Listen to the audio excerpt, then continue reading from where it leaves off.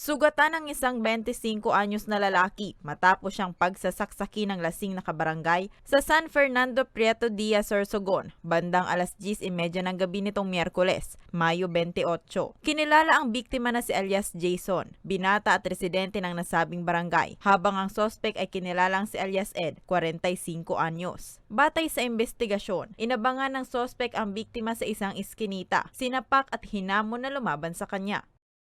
Habang nakatambay naman itong victim sa may tindahan kasama yung mga barkada nagbibiruan, dumating daw po itong suspect.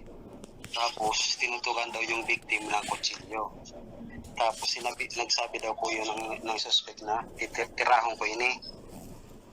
So may kasama din po yung victim kaya pinaiwas nung barkada ng victim.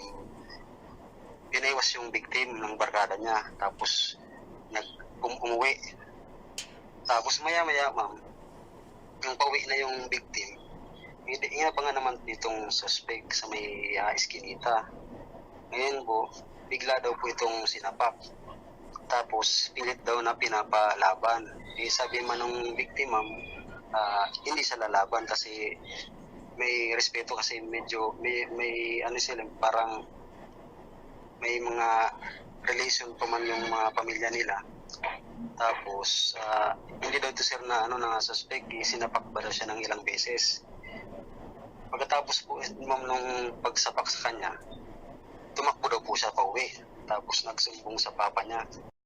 Nagtamo ng 4 na saksak sa iba't ibang bahagi ng kanyang katawan ang biktima, habang mabilis na tumakas ang sospek na agad naman na nahuli sa ikinasang hot pursuit operation ng otoridad ng sumunod na araw. Yun naman nagpang-abot na sila at nakipagbuno daw siya hanggang nahulog siya sa kanal. Kasi nung naramdaman niya nang may tama siya, tumakbo siya agad pauwi sa bahay nila kaya nakaiwas siya doon sa suspect. Nagpapagaling pa ang biktima sa ospital. Nasa kustudiya naman ng Prieto Diaz MPS ang sospek at mahaharap sa kasong frustrated murder. Para sa mga balitang Tatak Bicol, Rose Bilista.